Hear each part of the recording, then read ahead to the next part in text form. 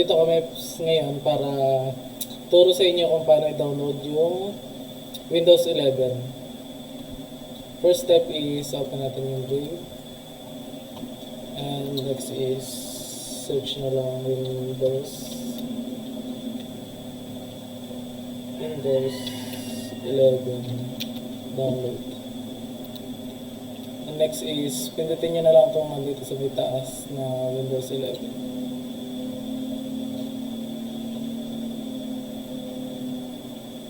Scroll down lang, tapos ito.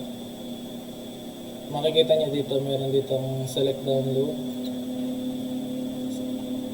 Select nyo na lang yung Windows 11, tapos confirm.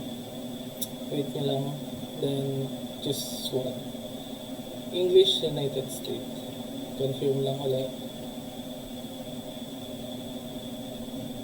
And pindutin nyo itong 64-bit download. And save. Tapos wait nyo lang hanggang sa mag-download. And next, habang dinadownload natin yung Windows 11, open tayo ng new tab. Tapos, search na lang natin yung Rufus. Download natin yung Rufus.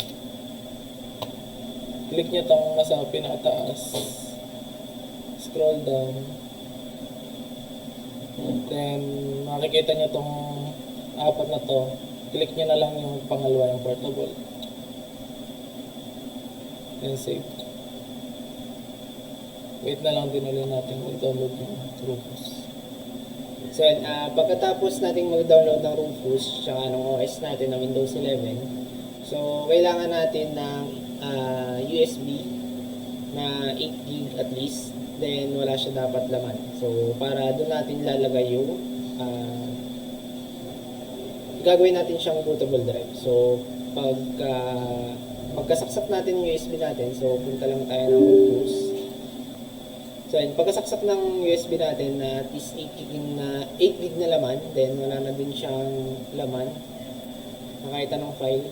Select lang natin yung OS natin, which is yung Windows 11. Then, okay na naman yung setting natin. Start lang natin. Then, dito sa part na to, check natin yung remove requirement ng for 4GB plus RAM.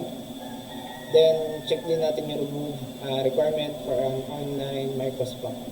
So, check lang natin itong dalawang to para gumana pa rin siya kahit na hindi na supported na sa Windows 11. Then, press OK. So, dito sa part na to, yun yung warning na all data on the device. So, iwa-wipe out niya yung lahat ng laman ng device. So, kaya dapat, bago natin ilagay yung USB natin, ensure lang natin na wala na din siyang laman. Then, okay lang natin.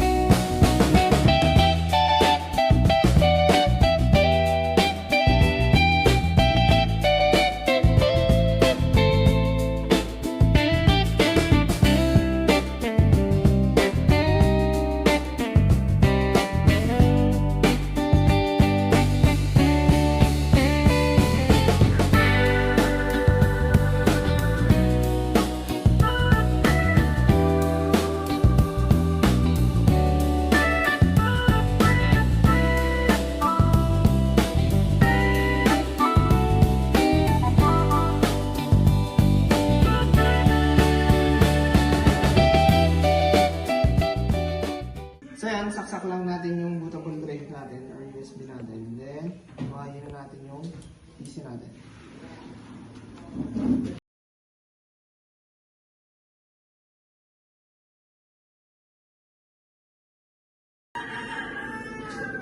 So, open lang natin yung PC natin na sinaksakan natin ng bootable drive. Then, press delete and F para pumasok sa BIOS natin. Sa BIOS. So, sa BIOS natin, pagka, natin sa BIOS natin, F8 lang natin. Then, piliin natin yung bootable drive natin, which is ito. Yung SanDisk Cruiser Edge natin, 1.27. Select lang natin. Then, hayaan natin na mag-boot yung system natin.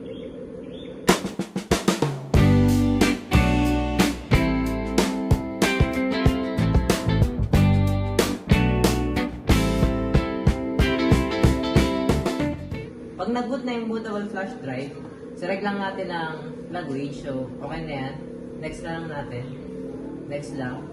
Then, i-select natin itong install Windows 11. Then, check natin itong I agree, everything will be deleted. Next lang natin. Dahil wala tayong product key, yun na din natin itong I don't have product key.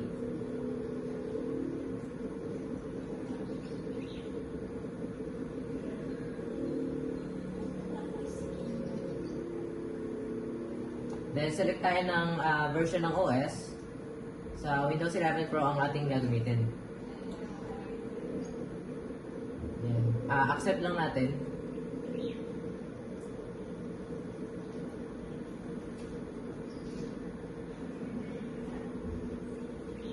So, lahat ng, titingnan natin yung kung alin yung hard drive na pag-install na natin. Tapos, kailangan natin i-delete yung partition na yan. So dito, yung disk 0 ang gagamitin natin. There's yung hard drive. Kailangan maging unallocated space yung nakalagay. Kaya kapag tapos na, pwede na nating i-pindutin yung next.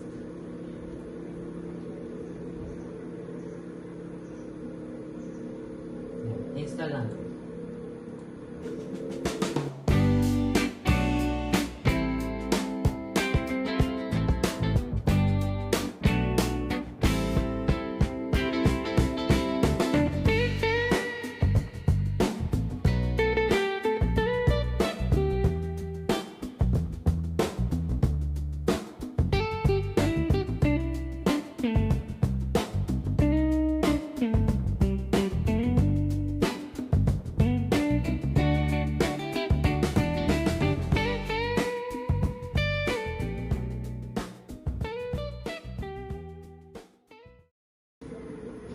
Magre-restart ng ilang beses sa PC and hayaan lang natin siyang mag-boot.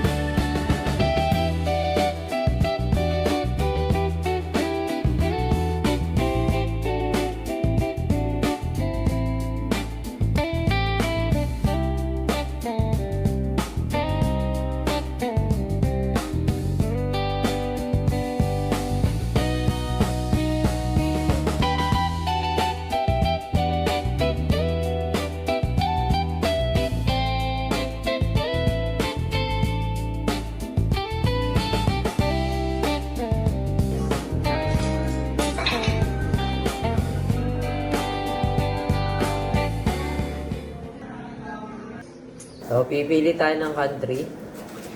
Hanapin natin ang Philippines. Click yes. Then, yes lang ulit. Skip.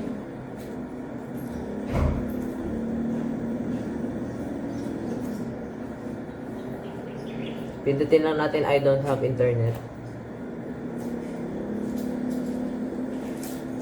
Then, maglagay na tayo ng name ng PC.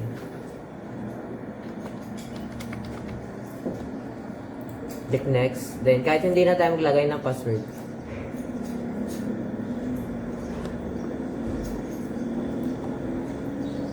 So, optional lang naman na naka-on to lahat, pero tatanggalin ko to. Gagawin ko no.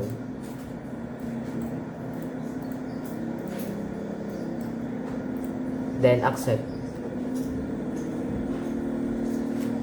Hintayin na lang natin matapos ang installation.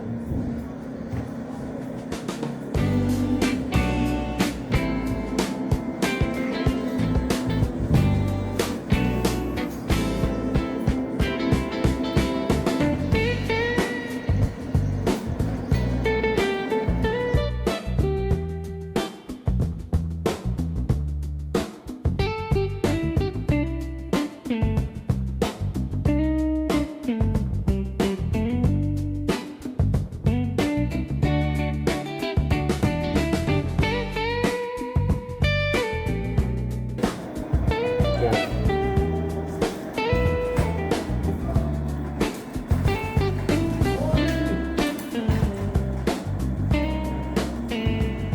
At dito, tapos na ang ating installation. Pwede natin gamitin ang ating PC.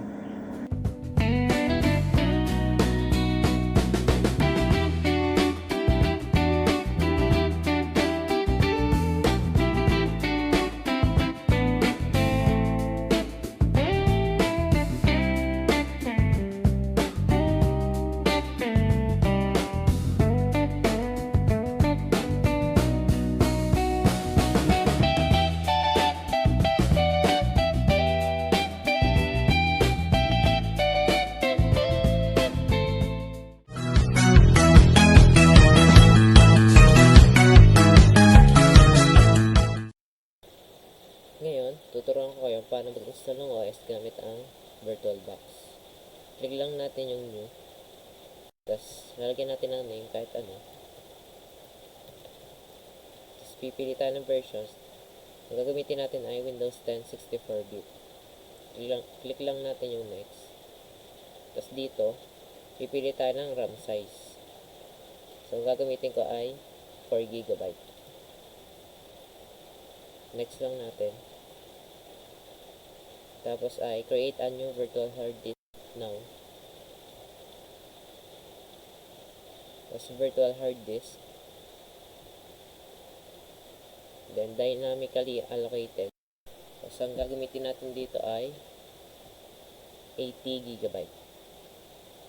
Click lang natin yung create.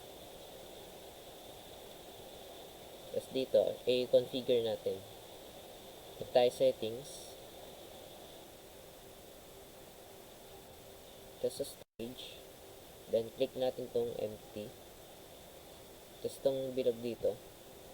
Tapos choose a disk file.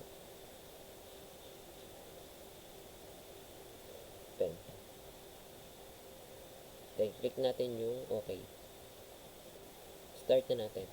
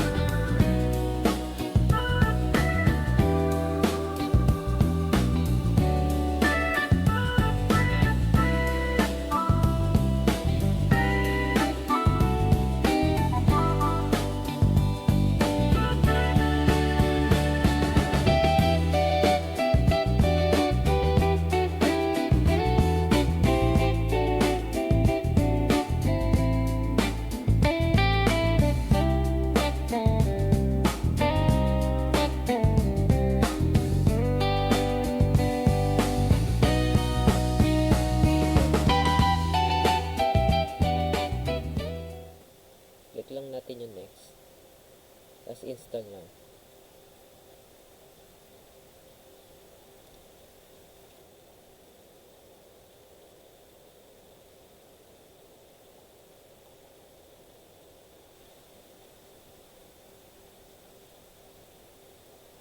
Hintayin natin yung I don't have product key. Select natin yung Windows 10 Pro. Click next.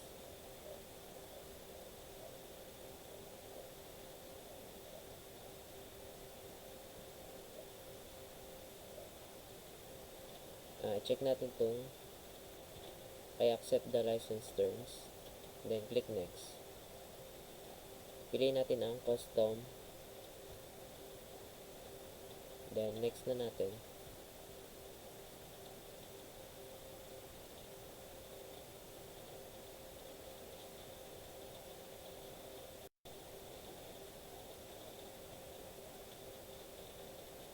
Hintayin lang natin matapos.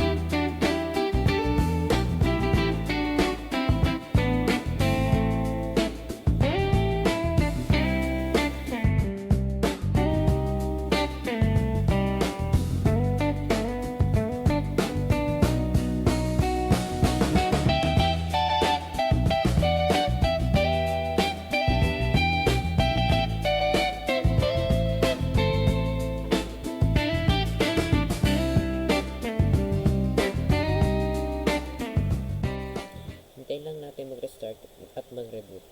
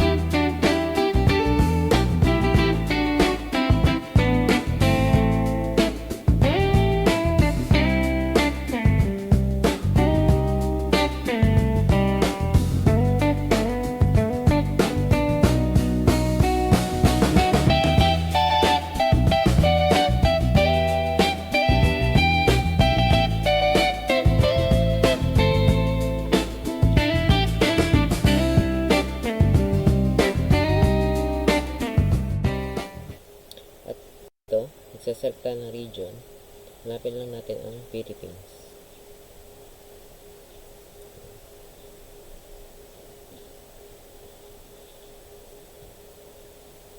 Click natin yung yes.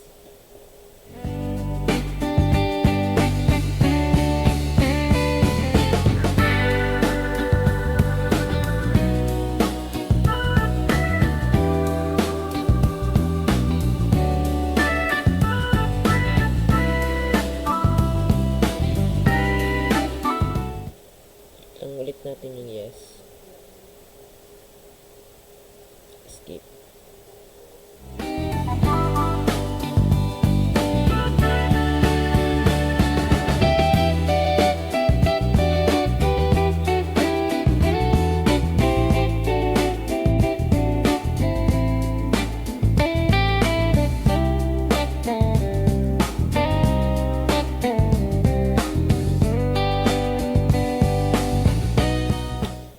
lang tayo ng name ng PC. Kahit ano. Then, click natin yung next. Pwede na natin dilagyan ng password.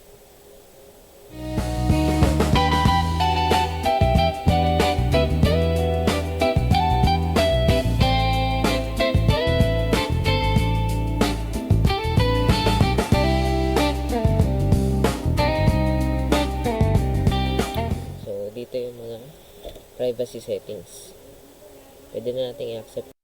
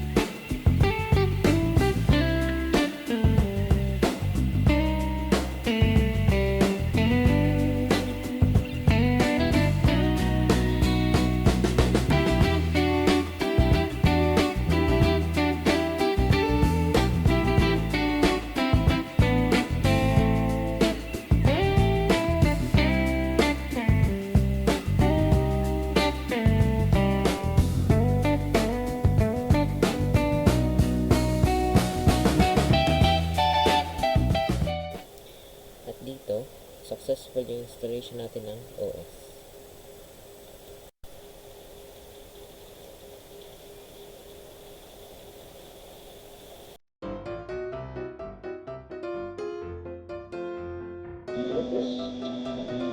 Ulit. Spell ng Rufus. Di ko alam spell ng Rufus. Ha? Ha? Rufus ang lalagay ko eh. Ulit. Parang sakit yun. Ano nyo muna?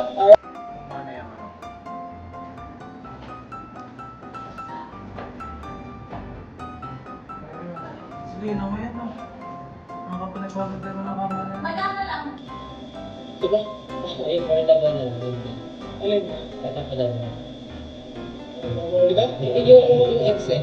Diba? Ayan, yung Diba? Itong group. Tapos, automatic na yata yun. Mandodri ko? So, saksak lang natin yung bootable drive natin sa PC natin. Then, open lang natin. Hindi. Ulit.